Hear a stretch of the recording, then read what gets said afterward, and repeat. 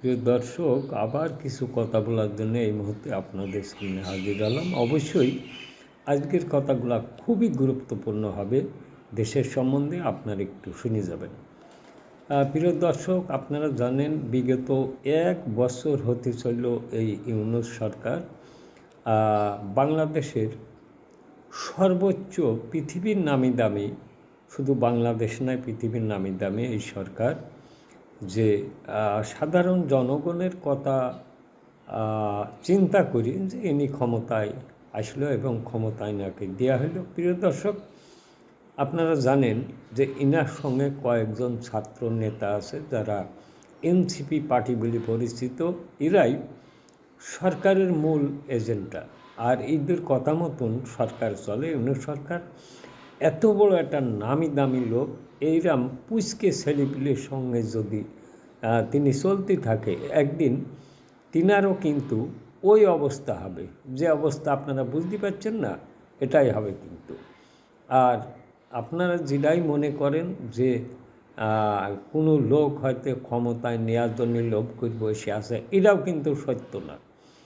আজকে যে কাজটা এই যে সারজিৎ আলম বলেন, তারপরে সারজিৎ আলমের সঙ্গে যে ছাত্র নেতারা আছে তাদের কথাই বলেন, আপনারা দেখলেন 5ই আগস্ট কোথায় গেল, কী করতে গেল।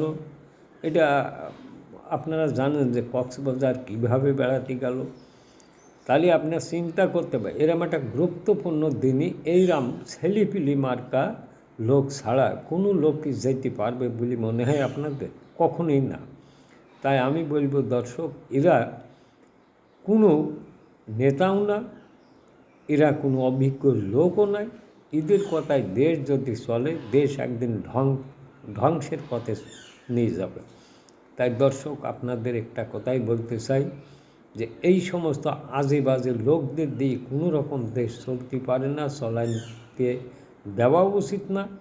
আমরা সবাই আশা করব আগামীতে নির্বাচিত একজন সরকার আসবে, সেই সরকারের সাথে দেশ চলবে। সেই দেশ এখন চিন্তা করছে যে আমরা কার হাতে যাব, এটাও চিন্তা করছে সারা দেশ। আজকে আমরা কি দেখতে পাইছি? আমরা দেখতে পাইছি এনসিপির গুরুত্বপূর্ণ নেতা যারা আছে তারা টাকা চুরির উদ্দেশ্যে, লুণ্ঠন করার উদ্দেশ্য, এরা চাঁদাবাজি, দখলবাজি, অস্ত্রবাজি। একজন রিস্কাওয়ালা ছেলে 1 কোটি টাকার ঘর বানায়, এটা কি কথা হলো?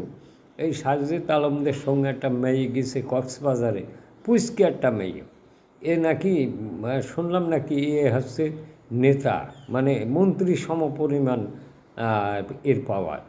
প্রিয় দর্শক, এই ধরনের মানুষকে দিয়ে যেতে এত বড় একটা জনসংখ্যার দেশে নেতৃত্ব দেওয়া যায়, সে দেশ কী অবস্থায়, সারা বিশ্বের লোক আমার মনে হয় যে এই সব ছেলেপিলি দেখে হাসার চেষ্টা করে। দর্শক, আমি শেষ করছি। খুদা হাফেজ।